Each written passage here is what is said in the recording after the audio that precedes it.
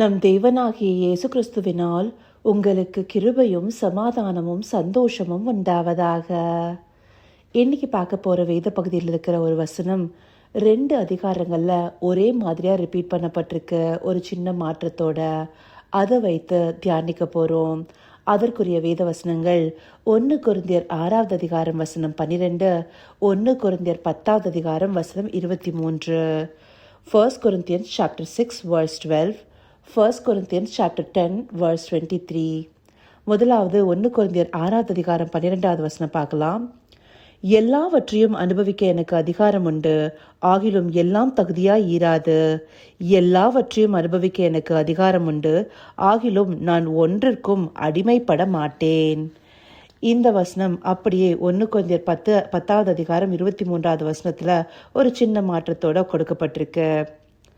அந்த வசனம் பார்த்தோம்னா, எல்லாவற்றையும் அனுபவிக்க எனக்கு அதிகாரம் உண்டு, ஆகிலும் எல்லாம் தகுதியாய் ஈராது. எல்லாவற்றையும் அனுபவிக்க எனக்கு அதிகாரம் உண்டு, ஆகிலும் எல்லாம் பக்தி விருத்தியை உண்டாக்காது.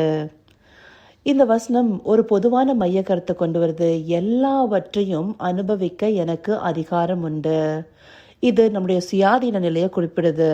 நமக்கு படைக்கப்பட்ட ஆரம்ப நிலையில ஆண்டவராகிய இயேசு கிறிஸ்துவ ரட்சகராய் ஏற்றுக்கொண்டு அவருடைய வார்த்தைகளை அறிந்து கொள்வதற்கு முன்பாகவும் சரி, அதற்கு பின்னாடியும் சரி, நமக்குள்ளார சுயாதீனம் இருக்கு. எல்லாவற்றையும் அனுபவிக்கிறதுக்கான அதிகாரமும் அதற்கான சுயாதீன நிலையும் நம்மளுக்கு கொடுக்கப்பட்டிருக்கு. அந்த ஃப்ரீவிலோட சாய்ஸை நம்ம எப்பவுமே கைகளில் வச்சிருந்தாலும், எப்போ ஆண்டவராகிய இயேசு கிறிஸ்துவை அறிந்து கொண்டோமோ, புதிய சிருஷ்டியாக நம்ம மாறி இருக்கோமோ, அப்ப இது எல்லாமே எனக்கு தகுதியா அப்படிங்கிறத நான் ஆராய்ந்து பார்க்க வேண்டியது மிகவும் அவசியமா இருக்கு.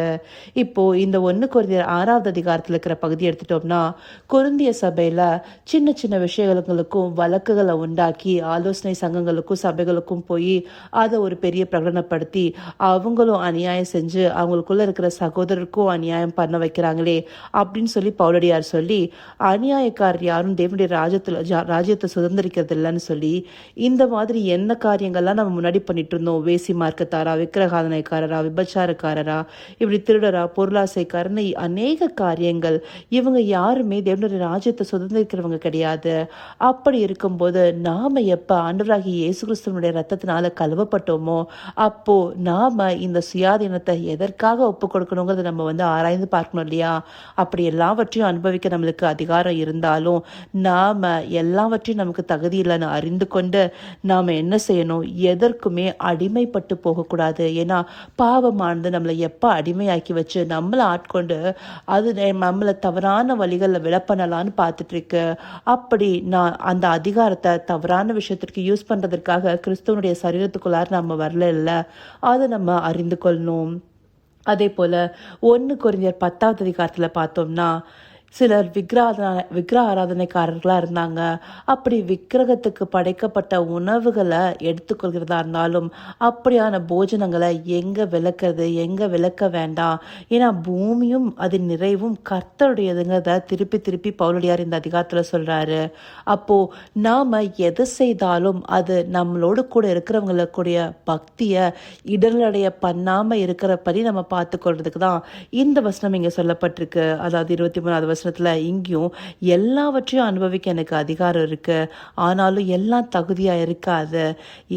இந்த மாதிரி அதிகாரம் இருந்தாலும் எதெல்லாம் பக்தி விருத்தியை உண்டாக்காதோ அதை விட்டு நம்ம விலகணும் அப்படிங்கிறத நம்ம அறிந்து கொள்ளணும். அந்த பகுத்தறிவுகிற ஒரு குணத்தோட நாம இருந்தோம்னா அது நம்மளையும் காத்துக்கொள்ளும், நம்மளோடு கூட இருக்கிற சகோதரர்களையும் இடரடைய பண்ணாம இருக்கும். ஏன்னா விக்கிரகங்களுக்கு படைக்கப்பட்டவைகளை சாப்பிட்றது குறித்த ஒரு பெரிய தர்க்கங்கள் இருக்கு. ஏன் நமக்குள்ளேயும் அதை பத்தின ஒரு நிறைய கன்ஃபியூஷன்ஸ் இருக்கு. இந்த அதிகாரத்துல மேற்படியா நம்ம வாசிச்சோம்னா நமக்கு பவுலடியார் சில தெளிவுகளை கொடுப்பாரு. நாம எப்படி இதில் நடந்து கொள்ளணும், நாம நம்முடைய மனசாட்சியின் நிமித்தமும் நம்மளுடைய சுயாதீனத்தின் மூலமா நாம எடுக்கிற சாய்ஸ்ல நம்மளை யாரையும் குற்றப்படுத்தாம, அதே போல நம்மளால யாரும் இடரடையாம நம்ம நடந்து கொள்வதற்கு நமக்கு அந்த பகுத்தறியக்கூடிய ஒரு அறிவு வேணும். இந்த ஞானத்தை தேவன் தாமே நமக்கு தருவார். நேற்று நாம் பார்த்த வேத பகுதியில் தானியேலுக்கு எப்படி எல்லா காரியங்களையும் அதிகாரம் இருந்தாலும் அவர் தனக்கானவைகளை எது தகுதியாக இருக்காது, எதுக்கும் நம்ம அடிமைப்பட்டு போகக்கூடாது, அதே போல் அது பக்தி விருத்தியை உண்டாக்கக்கூடிய காரியம் எல்லாம் அதில் விலகி இருக்கணும்னு தெரிஞ்சிருந்தாரு. அந்த ராஜ போஜனம் அவருக்காக வைக்கப்பட்டிருந்தாலும் அதை விலக்கி அவர் தனக்கானவைகளை அந்த அதிகாரி இடத்துல சொன்னார் இல்லையா, அதே போல கிடைக்கப்பெறுகிற மேன்மைகளுக்காக ஒரு விஷயத்த பண்ணாம தன்னுடைய ஆண்டவருக்கு பயந்த காரியங்களையே சரியா செய்து கொண்டிருந்தாரு.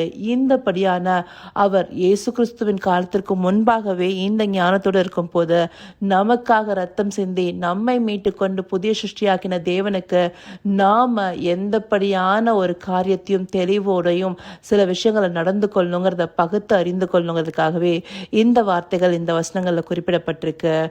நாம இதை அறிந்து கொண்டு எல்லாமே நம்மளுக்கு எல்லாமே நம்மளுடைய அதிகாரத்திற்கு உட்பட்டிருந்தாலும் நமக்கு எது தகுதியா இருக்கும் அப்படின்னு பிரித்து பார்த்து அதன் வழியில போகணும். எதற்கும் அடிமைகளாகவும் போயிடக்கூடாது, பக்தி விருத்தி உண்டாக்காத காரியங்களை நம்ம விட்டு விலகிறவங்களாகவும் இருக்கணும்.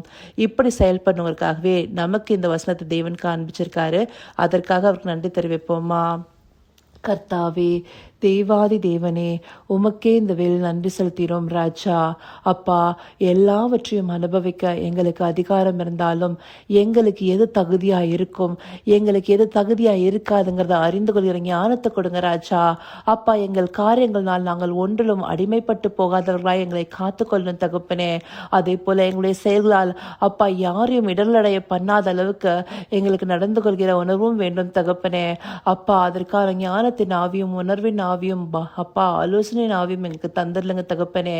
ஆம் ராஜா, பரத்திலிருந்து வருகிற ஞானத்தின் மூலமாய் நாங்கள் இதை பகுத்தறிந்து நடந்து கொள்ள தேவரீர் எங்களுக்கு தயவு பாட்டுங்க.